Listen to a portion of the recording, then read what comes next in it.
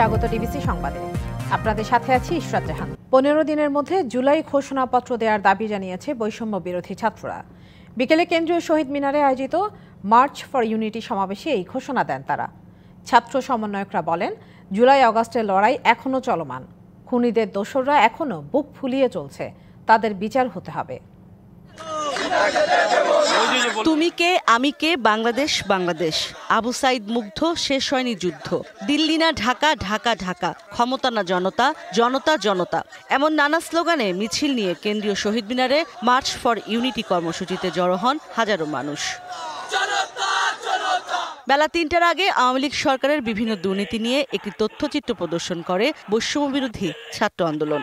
এরপর মঞ্চ থেকে শুরু হয় স্লোগান। 4টার দিকে 1 মিনিট নীরবতা পালন করা হয়। পরে একজন শহীদের বাবার বক্তব্যের মধ্য দিয়ে শুরু হয় সমাবেশ। শহীদ মীর মুগ্ধ সহ যারা শহীদ হয়েছে, একে একে বক্তব্য রাখেন সার্জিস আলম, নুসরাত তাবাসসুম, হাসনাত আব্দুল্লাহ সহ জুলাই আগস্ট বিপ্লবের নেতৃত্ব দেয়া ছাত্ররা। 24-এর গণহত্যার বিচার চান তারা। হুঁশিয়ারি দেন জড়িতদের চুল পরিমাণ ছাড় না দেয়ার। এখন পর্যন্ত দেশের আনাচে কানাচে যেখানে জুলাই বিপ্লবের যোদ্ধাদের উপরে হামলা হয়েছে, হুমকি হয়েছে, প্রত্যেকটার বিচার করতে হবে, এই নিরাপত্তা নিশ্চিত করতে হবে।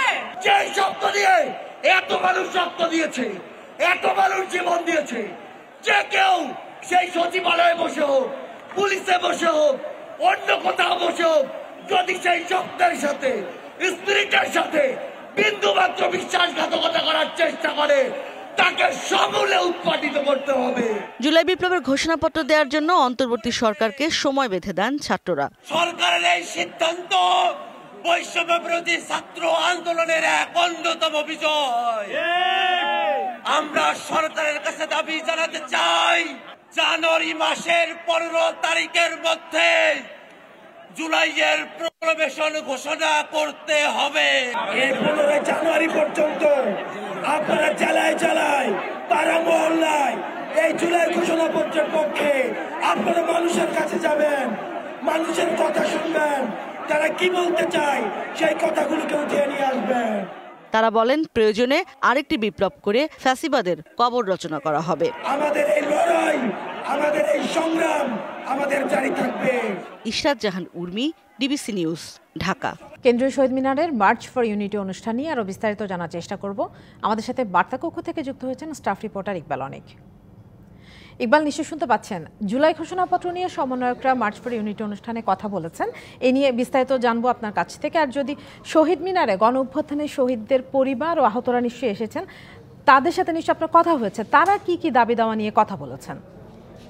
এই জুলাই আগস্টের যে আন্দোলনটি হয়েছিল, সেখানে কিন্তু জাতীয় শহীদ মিনার থেকে এক দফার কর্মসূচি বা সরকার পতনের ডাক দিয়েছিল। আজকে কিন্তু এই সরকার যে সংবিধান রয়েছে সেটি পরিবর্তনের কিন্তু জন্য বৈষম্য বিরোধী ছাত্র আন্দোলনের নেতাকর্মীরা কিন্তু ডাক দিয়েছিলেন, বা জুলাই অভ্যুত্থানের যে ঘোষণাপত্র সেটি পাঠ করার কথা ছিল, কিন্তু সেটি কোনো পর্যায়ক্রমে যেটি রাষ্ট্র দায়িত্ব নিয়েছে, এই কারণে সেই কর্মসূচি বাতিল করে নতুন করে কর্মসূচি তারা আজকে সমাবেশ করেছে।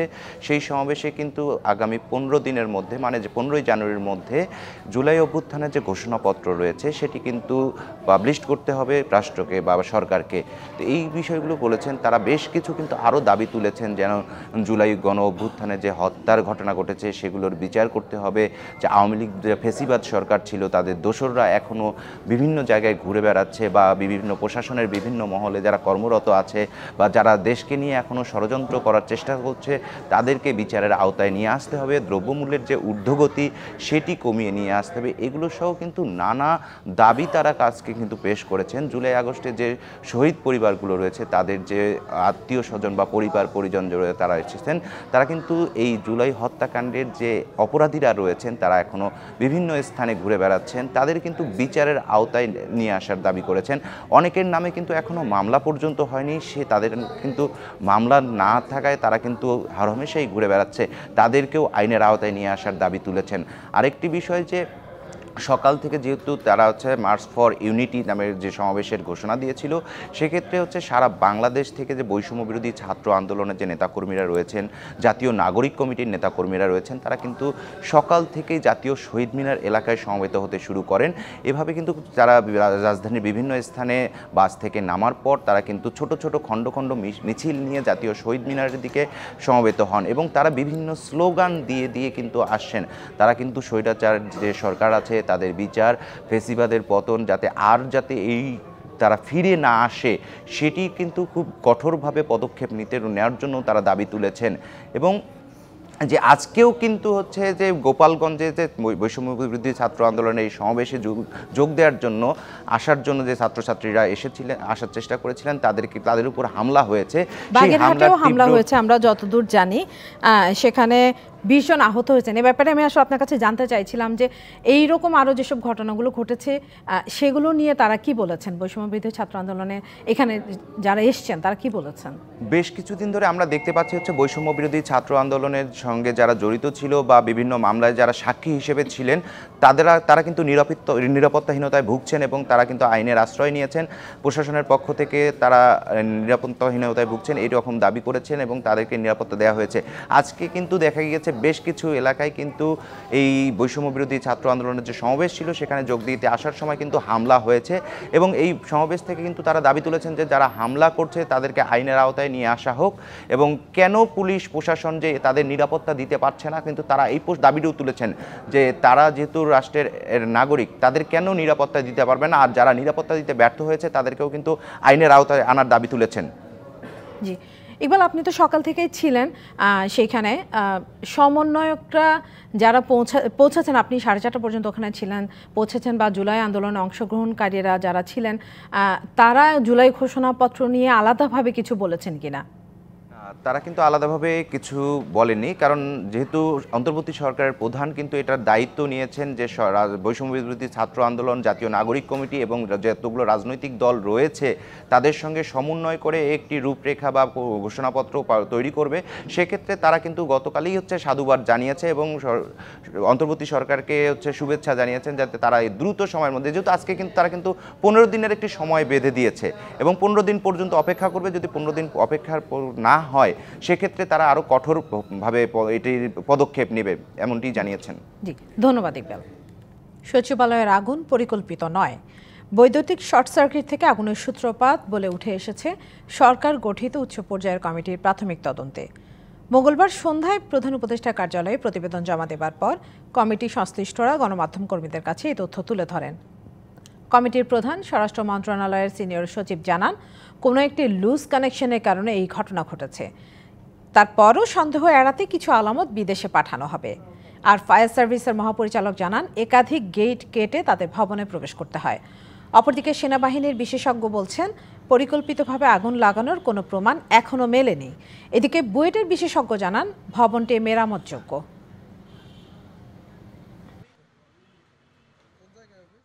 ডিটেক্টরস আছে, যেমন মাস স্পেক্ট্রোমিটার, তারপর আইটেমাইজার, এক্সপ্লোসিভ ডিটেক্টর, এই ধরনের মেশিনগুলোতে আমরা কয়েকবার করে টেস্ট করে আসলে আমরা কোনো ধরনের এক্সপ্লোসিভ ব্যবহার করার মতো কোনো ধরনের সংশ্লিষ্টতা আমাদের নেই। আর ফায়ার সার্ভিস সিভিল ডিফেন্স থেকেও যে নমুনাটা আমরা পেয়েছি, এই নমুনা তো আসলে কোনো ধরনের এক্সপ্লোসিভ কন্টেন্ট বা এই ধরনের কোনো কিছু ছিল না। পিডব্লিউডির একটা টিম ইতিমধ্যে কাজ করছে ওখানটায়, তো ফাইন্ড আউট যে ফিজিক্যালি বিল্ডিংয়ের কী কী ক্ষতি হয়েছে আর ইন্টারনাল ক্ষতি যেগুলো হয়েছে প্রত্যেকটা মন্ত্রণালয়ের সেগুলো আলাদাভাবে তৈরি করা হচ্ছে। অতএব এই মুহূর্তে আমি বলতে পারবো না ঠিক কত, এটা আশা করছি হয়তো ফাইনাল রিপোর্ট যখন সাবমিট করব তখন হয়তো ইনশাআল্লাহ বলতে। এবার দেখবেন এক্সপো গ্রুপ নিবেদিত জুলাই আগস্ট গণঅভ্যুত্থানে শহীদদের পরিবারের চিত্র নিয়ে বিশেষ রিপোর্ট জুলাই ক্ষত। পরিবর্তিত পরিস্থিতিতে এবার ইংরেজি নববর্ষ উদযাপনে নিরাপত্তা ঝুঁকি রয়েছে বলে মনে করছেন অপরাধ বিশেষজ্ঞরা। এক্ষেত্রে মাঠে থাকা সশস্ত্র বাহিনী সহ আইনশৃঙ্খলা বাহিনীকে আরও জোরালো ভূমিকা পালনের আহ্বান জানিয়েছেন তারা। তবে পুলিশ বলছে, নগরবাসীর নিরাপত্তা এবার সর্বোচ্চ ব্যবস্থা নেওয়া হয়েছে। পটকা, আতশবাজি, ফানুস ওড়ানো নিষিদ্ধের পাশাপাশি বন্ধ থাকবে বার। ঢাকা বিশ্ববিদ্যালয় সহ পুরো রাজধানীতে চলাচল নিয়ন্ত্রণ থাকবে 31শে ডিসেম্বর সন্ধ্যা 6টা থেকে। পটকা, আতশবাজির কান ফাটা এমন শব্দ 2024 সালের বর্ষবরণের। ফানুসে ভর্তি ঢাকার আকাশ, কিন্তু এর সবই নিষিদ্ধ করা হয়েছিল পুলিশের পক্ষ থেকে, তবে কেউই সেই নির্দেশ মানেননি। কিছু ফানুস মেট্রো রেলের বৈদ্যুতিক তারে পড়ায় রেল চলাচল বন্ধ ছিল বেশ কিছু সময়। এবছরও নিষিদ্ধ করা হয়েছে আতশবাজি ও ফানুস। পুলিশ সূত্র বলছে, নগরের নিরাপত্তায় গোয়েন্দা নজরদারি বৃদ্ধির পাশাপাশি গুজব ও অপপ্রচার প্রতিরোধে সাইবার পেট্রোলিং জোরদার সহ সামাজিক যোগাযোগ মাধ্যমগুলো মনিটরিং করা হবে। যে কোনো ধরনের অপরাধ বলেন, সেই অপরাধগুলো প্রতিরোধ করার জন্য আমাদের যে নিয়মিত কার্যক্রম সেগুলো তো থাকবেই। এর বাইরে বিশেষ কিছু দিবস ভিত্তিক কার্যক্রমকে কেন্দ্র করে আমাদের নির্দিষ্ট কিছু নিরাপত্তা পরিকল্পনা থাকে, সেটা আমরা অবশ্যই গ্রহণ করব। এবার ইংরেজি নতুন বছর উদযাপনে MRT 6-এর রুট অ্যালাইনমেন্ট ও পার্শ্ববর্তী এলাকায় ফানুস না ওড়ানোর অনুরোধ করেছে Dhaka mass transit company limited. ঢাকা বিশ্ববিদ্যালয় এলাকায় প্রবেশে থাকছে 12 ঘন্টার কড়াকড়ি। পরিবর্তিত পরিস্থিতিতে নতুন বছর উদযাপনে এবার নিরাপত্তার ঝুঁকি রয়েছে উল্লেখ করে অপরাধ বিশেষজ্ঞরা বলছেন, নিরাপত্তা জোরদারে মাঠে থাকা সশস্ত্র বাহিনীর সোচ্চার ভূমিকা প্রয়োজন নাগরিকদের সচেতনতা। ইংরেজি নতুন বছরকে স্বাগত জানানোর ক্ষেত্রে বা উদযাপনের প্রশ্নে সবসময় ঝুঁকি ছিল। পরিবর্তিত পরিস্থিতিতে তো আরও নতুন কিছু মাত্রা যোগ হয়েছে। তার মধ্যে অন্যতম হলো আইনশৃঙ্খলা পরিস্থিতি এখন যে অবস্থায় রয়েছে, কোনো স্বার্থান্বেষী ব্যক্তি বা মহল যাতে কোনো ধরনের অস্থির অবস্থা সৃষ্টি করতে না পারে। আমাদের পক্ষ থেকে প্রত্যাশা, আইনশৃঙ্খলা বাহিনী আরও বেশি জোরালো এবং সোচ্চার ভূমিকা রাখবে। পুলিশ বলছে, অপ্রীতিকর ঘটনা এড়াতে গুলশান, বনানী, হাতিরঝিল এবং ঢাকা বিশ্ববিদ্যালয় এলাকায় যানবাহন চলাচল নিয়ন্ত্রণ সহ সমন্বিত ট্রাফিক ব্যবস্থা গ্রহণ করা হয়েছে। Rajib Ghosh, DBC news, Dhaka. 31st নাইটে ঢাকায় আতশবাজি ও ফানুস ওড়ানোর বিষয়ে কঠোর অবস্থানে পুলিশ ও পরিবেশ মন্ত্রণালয়। আইন অমান্য করলে জেল জরিমানার কথা বলছে ডিএমপি। অন্যদিকে পরিবেশ উপদেষ্টা এসব নিরুৎসাহিত করতে সন্ধ্যার পর থেকে ভ্রাম্যমাণ আদালত চলার হুঁশিয়ারি দেন। সকালে আলাদা দুটি অনুষ্ঠানে এমন বিধি নিষেধের কথা জানান তারা। এবার ভিন্ন প্রেক্ষাপটে 2025 সাল বরণ করা হচ্ছে। 31st নাইট ও বর্ষবরণ উদযাপন উপলক্ষে বিশেষ নিরাপত্তা ব্যবস্থা নিয়েছে ঢাকা মেট্রোপলিটন পুলিশ। মঙ্গলবার সকালে ডিএমপির মিডিয়া সেন্টারে সংবাদ সম্মেলনে 11 দফা নির্দেশনা জানায় ডিএমপি। আসে নতুন কিছু বিধিনিষেধও। ঢাকা মহানগর এলাকায় যে কোনো ধরনের আতশবাজি, পটকা ফোটানো ও ফানুস উড়ানো নিষিদ্ধের কথা জানায় ডিএমপি। বিগত দিনসমূহের অভিজ্ঞতায় আতশবাজি ফুটে খুবই উচ্চ বেপরোয়াভাবে, তারপর পটকা ফুটে উচ্চ স্বরে বিভিন্ন সাউন্ড যেগুলো সৃষ্টি করে থাকে, শব্দ উৎপাদনকারী যন্ত্র থেকে সামাজিক সাংস্কৃতিক কর্মকাণ্ডে হয়ে থাকে এগুলো। তো এই বিষয়গুলোকে আমরা যথাযথভাবে নিয়ন্ত্রণ করব। ডিএমপি জানায় 31শে ডিসেম্বর সন্ধ্যা থেকে পরের দিন সকাল 8টা পর্যন্ত ঢাকা মহানগরীর সব বার বন্ধ থাকবে। অভিজাত এলাকায় বিশেষ চেকপোস্ট বসানোর পাশাপাশি সীমিত থাকবে জনসাধারণের চলাচল। আরো 3000 ফোর্স আজকের জন্য আমরা ডিপ্লয় করেছি। এর সাথে পরিবেশ অধিদপ্তরের ম্যাজিস্ট্রেটরা থাকবে। যদি কোনো ওই যে কোর্ট করে বা ইয়া করে, আমাদের ওই অ্যাভেলেবেল যে পুলিশ থাকবে তারা তাদেরকে সহায়তা করবে। ঢাকা বিশ্ববিদ্যালয় এলাকায় রাত 8টার পর বহিরাগতদের প্রবেশ নিষিদ্ধ করা হয়েছে। 21 পয়েন্টে থাকবে চেকপোস্ট। এই শব্দের সৃষ্টি করে একটা বিভীষিকাময় আবহাওয়ার সৃষ্টি করেন। এই সকল কর্মকাণ্ড থেকে রক্ষা পাওয়ার জন্য পুলিশ বা পরিবেশ মন্ত্রণালয় যথেষ্ট নয়, সারা শহরে নয়, আপনি একটি নির্দিষ্ট স্থানে এই কাজটি করবেন। এদিকে আলাদা এক অনুষ্ঠানে ইংরেজি নববর্ষ উপলক্ষে 31st উদযাপনে সরকারের কয়েকটি সিদ্ধান্তের কথা জানান পানি সম্পদ ও পরিবেশ, বন ও জলবায়ু পরিবর্তন মন্ত্রণালয়ের উপদেষ্টা। আজকে সন্ধ্যার পর থেকে পরিবেশ অধিদপ্তর তার মোবাইল কোর্ট পরিচালনা করবে। আমাদেরকে এই সমস্যার একটা দীর্ঘস্থায়ী সমাধান আসলে খুঁজতে হবে, সেটা আমরা খুঁজব। রাজধানীতে অপর এক আলোচনা সভায় প্রকৃতিতে স্বাভাবিকতা বজায় রাখতে পরিবেশ দূষণ থেকে বিরত থাকার আহ্বান জানান ঢাকা বিশ্ববিদ্যালয়ের উপাচার্য অধ্যাপক doctor Niaz Ahmed Khan. Farhana Juthi, DBC news, Dhaka. 31st নাইটের নিরাপত্তা ব্যবস্থা নিয়ে আরও বিস্তারিত জানার চেষ্টা করব। আমাদের সাথে বার্তা কক্ষ থেকে সরাসরি যুক্ত হয়েছেন বিশেষ প্রতিনিধি রাজীব ঘোষ। রাজীব, 31st নাইটে ঢাকার বেশ কিছু বিধিনিষেধ জারি করেছে ডিএমপি, অন্যান্য শহরেও এই ধরনের বিধিনিষেধ জারি করা হয়েছে। তো প্রতি বছরই সারা দেশে এই ধরনের বিধিনিষেধ জারি করা হয়, কিন্তু খুব একটা মানতে দেখা যায় না। বিশেষ করে যদি আতশবাজির কথা বলি, এবার বিশেষ কোনো ব্যবস্থা নেওয়া হবে কিনা? আপনার মাধ্যমে আমরা সংবাদটি দেখলাম বেশ কিছু বিধিনিষেধের কথা বলা আছে এবং যে বিষয়গুলি লক্ষণীয়, প্রতি বছর একই ধারায় নির্দেশনাগুলি আসে, কিন্তু ফলাফল যেটা হয় রাত 12টার পরই উচ্চ শব্দে ঘুমানো মুশকিল হয়ে যায়। আপনার ঢাকা শহরের যেই সকল জায়গাতে হাসপাতাল আছে, যেই সকল জায়গাতে রোগীরা থাকেন, কারণ ক্লিনিকগুলি আছে, বিশেষ বিশেষ জায়গাগুলি, গুরুত্বপূর্ণ স্থাপনাগুলি, কোনো জায়গায় কিন্তু এর আওতার বাইরে না, কেউই কখনো মানেনি। এবং আরও মজার তথ্য হচ্ছে, আজ অবধি আমি যদি গত 3 বছর বা 4 বছর বা 5 বছরের হিসেব ধরি, একজন মানুষকেও আপনি দেখবেন না যে আইনের আওতায় আনা হয়েছে আতশবাজি ফোটানোর কারণে।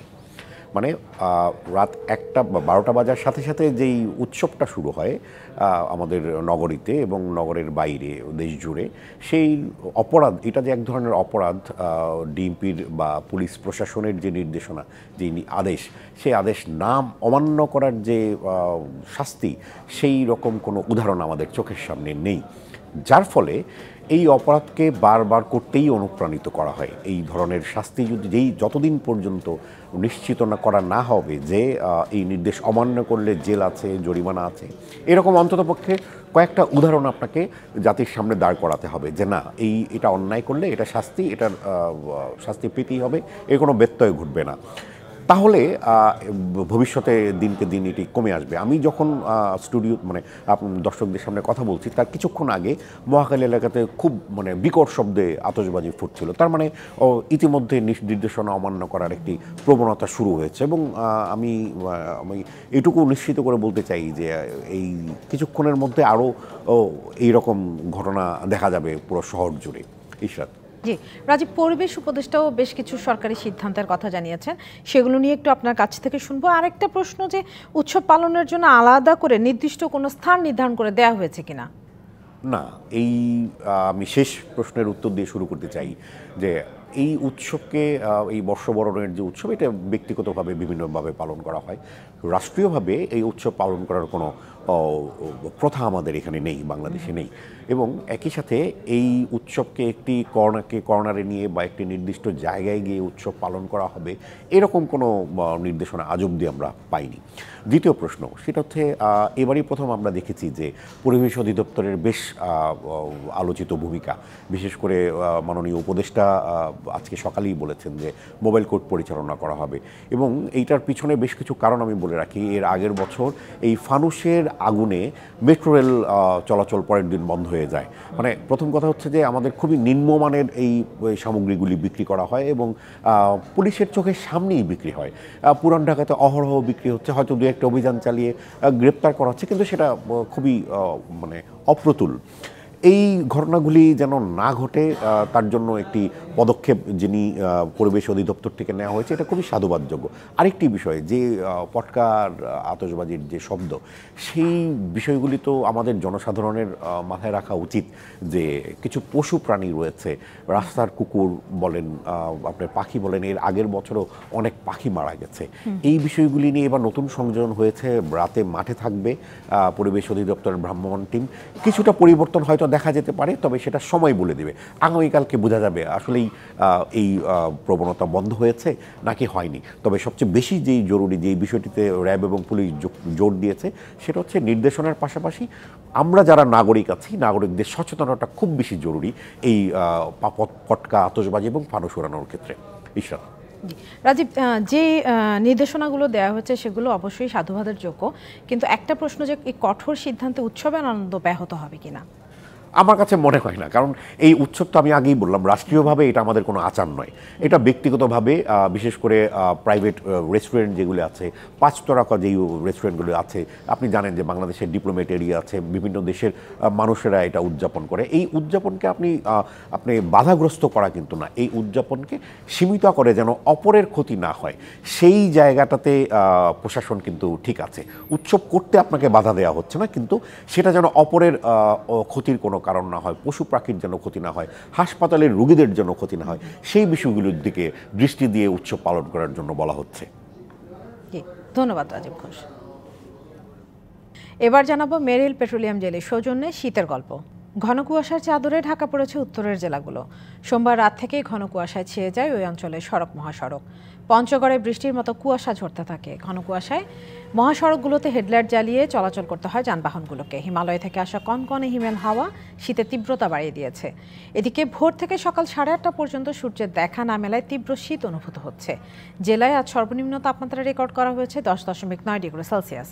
ঠাকুরগাঁয়ে অবস্থা অনেকটা পঞ্চগড়ের মতোই। শীতের প্রকোপে সবচেয়ে বেশি ভোগান্তিতে পড়েছেন বৃদ্ধ, শিশু ও দিনমজুরেরা। শীতের জন্য বাইরে যাচ্ছে না, সারা রাত ভালো, সকালবেলা খুব কুয়াশা, খাওয়া যাচ্ছে না, কাজকাম করা যাচ্ছে না, খাওয়া দাওয়ার খুব কষ্ট। ঠান্ডার জন্য লোকজন বের হইতে পারতেছি না। এই আবহাওয়া নিয়ে আমরা বসে আছি রাত থেকে। গাড়ি চালাইতে কঠিন কষ্ট হয়, এত শীত, এটা বলার বাইরে। আমার দিনে খাওয়া লাগে, কিন্তু কাজ কাম করা যায় না, কি করব। ডিবিসি সংবাদে এই ছিল এখনকার মতো। ডিবিসি নিউজের সংবাদগুলো পড়তে ভিজিট করুন dbcnews.tv আর ভিজিট করুন ডিবিসির ফেসবুক পেজ এবং ইউটিউব চ্যানেল। ডিবিসির সঙ্গে থাকুন।